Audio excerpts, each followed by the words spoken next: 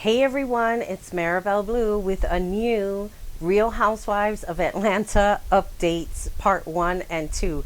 I'm laughing because I'm already anticipating on what I'm going to say because I mean, what the hell with this reunion? I thought it was just part 1 and 2, parts 1 and 2 I should say, was a little bit crazy. And I think that Nene came with, guns blaring, so to speak, not actual guns, just so we're clear on YouTube, because I can't think of another word for it. Of course, I have my handy notes here, but I have to say the virtual reunion, I'm glad that Nene wore white. Everybody did look fabulous. I did have a concern about Plum's, what's her name? Eva, her dress. Because, the boobs were like going on either end. I'm not sure what that's all about, Eva, but you may want to fix that. Usually tape helps or just a good bra. I'm just saying. But anyway, everybody had all of their glam. They had their looks on. Kenya made sure that she had her little phony face to make sure that, she didn't show any feelings. Like, one of them was, and the other one was, and then, it's just very, very stupid faces. And I'll probably insert pictures just so my faces will match hers, or I'll just play this back and see that my faces look horrible and just put her faces in there. Okay, so I'm going to say this. Every time that Nene answered a question, here was Eva inserting herself in, which was really, really annoying because I felt like, how like when you're hanging out with a group of girls and a few of the girls have like a gripe with one person and they had like experience with them, but the one other person is kind of like neutral, but she wants to stay on the band of the girls that's popular, you know what I mean? And every now and then she would just go, yeah, well, you and oh, what a grandmother thing. It's like, Eva, shut up. Why are you on this show yet again? I mean, we see in part 2 her hysterical crying over being in an abused relationship and not wanting to talk about him. And believe me when I tell you, I'm not advocating any kind of abuse whatsoever because I have been there. I understand. But why weren't these things brought up like during the season? Something to talk about. How did you get empowered, Eva? How did you go from here to there? And stop calling this dude a donor. He's the baby daddy. I mean, okay, fine, you got the name change. You're going through the whole adoption process. But at the end of the day, you can't take away the facts that this man fathered the child. So he wasn't a donor because you were actually participating in the sex. It wasn't like you went to a sperm bank and went and got, said sperm and had it inserted. It doesn't work that way. So let's call it what it is the baby daddy. The baby daddy got issues and it didn't work out with you guys because clearly he has a lot of problems and you had to move on. End of story. So this whole thing, like she was bantering against Nene and making all of these comments and now on the side of Kenya. Here's another thing that's disturbing. Well, first, what's even more disturbing is how Cynthia continues to stick up for Kenya's odd behavior. And I think overall, like I had read some comments, of course, I watch other YouTube videos just to kind of gauge people's opinions on what they think and what they feel. And it just astounds me how people are still like Team Kenya. And I wrote an article about this not too long ago on maribelblueunfiltered.com. I don't understand. Maybe it's kind of like, like the president we have in the White House. Like you have this fool running the country and then you have all these other fools that kind of pop out and you can't hide anymore because now you've shown you're stupid. And that's kind of the way I feel about like this whole Team Kenya thing. I don't understand. How could you be team to a woman who bought somebody like the cookie lady to meet Tanya? How is that helping? How would she like if somebody bought whoever Mark Daly was talking to, allegedly, in front of her face. You wouldn't like that. I don't think anybody would like the confrontation of having somebody who said, yeah, your man was trying to talk to me or I was cheating on him. Nobody wants that confrontation. It's not going to make you feel good about yourself. Again, you know, like I've said before, Tanya has handled herself very well in all of this situation with Kenya putting this woman into her face. But let's think about why Kenya did that in the first place. Because she got mad. Oh, my thing from my microphone fell. Okay, getting back to the story at hand. Kenya got mad because when she left her wig, and Tanya had to look in the bag before she crossed the border. And we went through all this already. Okay, look at the last video when I was talking about the Real Housewives.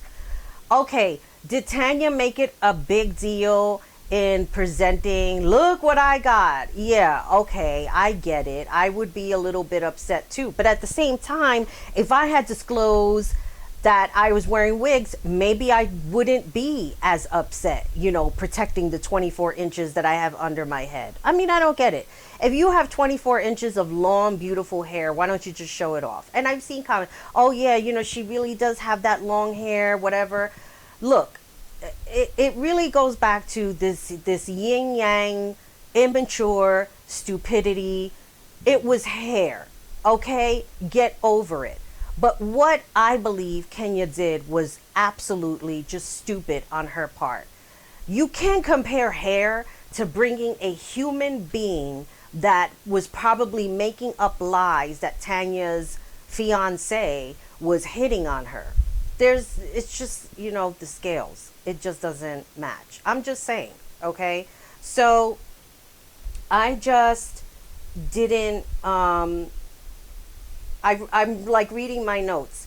I can't feel sorry for Kenya. Why is it that women wind up with men who are still texting other women? I mean, this was the question that I had for all of them, because they seem to find these great guys, but then these men have issues. I mean, Dennis allegedly doing stuff. I don't believe in this whole bestiality story. I think that what happens sometimes when, you know, you have your name in headlights, so to speak, or it's in the papers, or it's in TMZ or what have you, people are going to make up stories and people are going to talk about you and people are going to lie. I mean, it's just a way of life with gossip rags and things of that nature.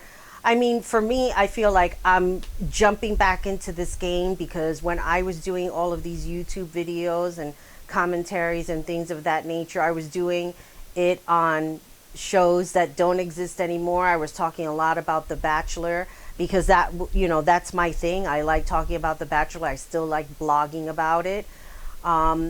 So jumping into like the whole Housewives franchise is very new to me.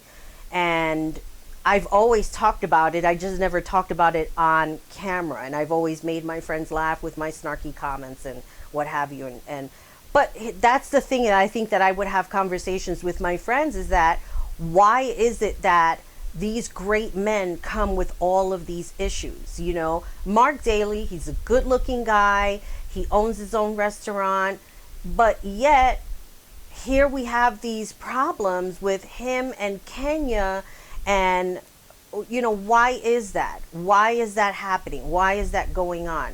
And why is Kenya flipping out her marriage certificate to show, oh yes, my marriage is real? Your marriage is real. Okay, we get it. But your marriage is also a mess. So there really isn't anything to gloat about if you're bringing forth a marriage certificate, but then everything about the rest of the marriage is not good and not cool.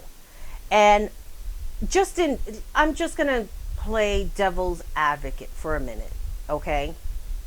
Don't get mad at me. But let's just say, because remember when Kenya came back, Mark did not want to be on camera. Now that Mark was on camera, it just seemed really unnerving and uncomfortable. And I'm like, okay, am I recording? Oh yeah, I am recording. Yes, I am. Oh my God. So is he really, you know, into this whole thing, was being on camera uncomfortable with him, and he just didn't know how to react, but in the way of cut off the cameras and, I'm not really happy being married. I mean, a lot of these things, to disclose it in front of a camera, in front of people, in front of, everybody that's watching, and your wife is not aware of how you feel, can be very embarrassing. Yes, I understand. I get it. So at the same time, I have to question, was it right to put somebody forth in front of the camera if they didn't really want to be, or didn't know how to act or react when you have people around you filming your life? Now, we've never seen Mark in New York at his restaurant and what have you. So again, Kenya flaunting her marriage certificate like it's a great thing. Okay, your marriage is real, but again, your marriage is a mess. So that's the one thing that I have to say about that. She claims that she's in therapy, that they're doing virtual therapy. Okay, but again, like, once again, here we go, virtual therapy. How is that really helping? Because what, you're in front of your monitor or what have you, he is, and a therapist is there, and you're having like a Zoom meeting. And is that really resolving anything? Because he's still not there. He's still in New York. He's still managing his restaurant and his business and what have you. And he's not really there to work on a marriage. So how is this virtual therapy helping? In my own personal opinion, I don't think it is. But who knows? And this is the thing, like Andy talks about how, like, all of these powerful women, and I just see you so powerful, and I don't understand, like, why, all of these things are happening to you. Well, you have to think about it in this sense, okay? Everybody can look good on the inside, and you can have all of this money and what have you, and property and prestige, but it doesn't mean that you're okay in the inside. It doesn't mean that you're going to attract somebody that's healthy for you or good for you. So you have to look at it in a way of where are you in your life and who you're attracting. Okay, so that's what I wanted to say about that. And then also, Candy. I left with, after watching both of the reunions, I left with a really bad taste in my mouth with Candy, because I feel for the last few seasons, she has just been so full of herself. And I don't know where it's coming from. Who knows? Yes, has she had like these off shows like Nene was talking about, all of these, not off shows, you know what I mean. It's just like, I can't think about it right now in my head. It's kind of late and I just wanted to get this out. But she had all these other shows. She had like that studio music show where she was like trying to find musicians and they were having contests. Like, whatever happened to those people?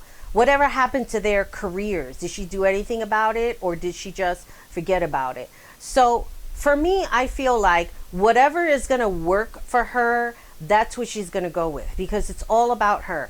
I mean, look, she was in the middle of doing some play or some movie or what have you, and she couldn't be there with her family. And, I don't want to sound like bad about it, but I think in Todd's case, you do have to find a balance with your family. And I could have sworn that I did talk about this, but I just feel like she's so full of it. And she sits there and she talks about Nene and the things that she's doing, okay? And how she co-signs all of Kenya's nonsense. But when Portia and she were having an argument, that was like a big thing. She couldn't be around Portia. She didn't want to speak to her. Okay, now she said that she's finding a balance with Portia. Okay, so why can't you find a balance with Nene? Why is it that only Nene has to be full of shit? And you see how everybody tried to gang up on her and it didn't work. Eva, mostly, she was just trying to insert herself at every point that she could get in, and she didn't make any sense. Again, it just reaffirmed, why is it that she needs to be on this show?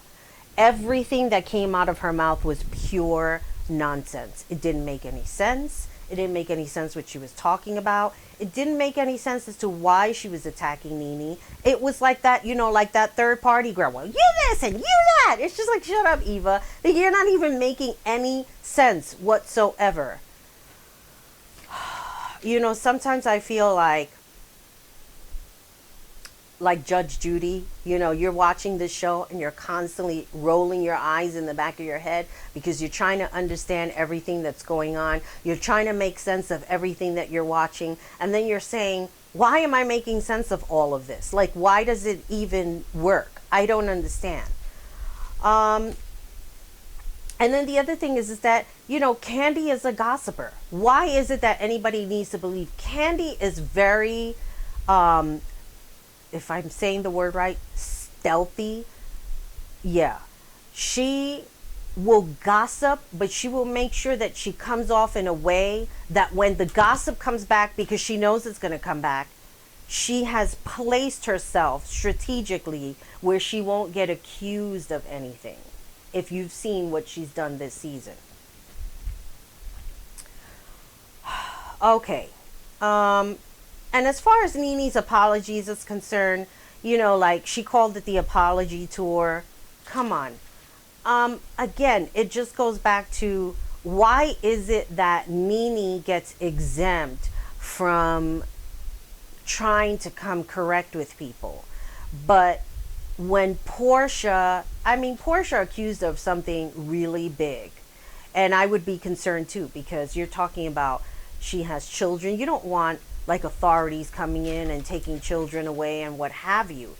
But it seems that Portia gets a pass, but then Nene, she doesn't get a pass. And it's why is that? Again, to me, it's coming down everybody was trying to gang up on her, and Nene came very well prepared on how she was going to attack each and every person.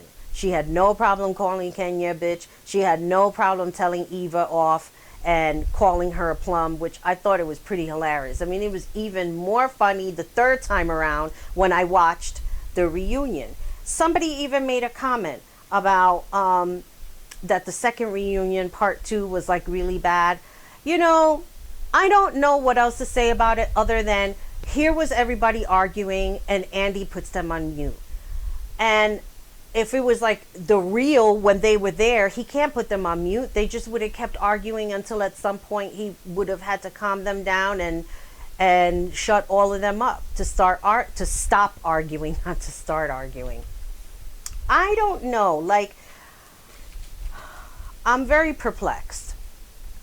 So let's just go into a little bit of part 2 when Cynthia and Mike, when Cynthia had brought up how she was rewatching that episode when people were getting very sexual in conversation with Mike Hill's daughter there. Very, very not classy. Let me tell you, when I was growing up, I'm old school, okay? When my parents were having adult conversations, guess where the kids went? We went to bed. We weren't going to be there. We weren't privy to it. We were not allowed to ask questions if we overheard something. So for me, I feel why is it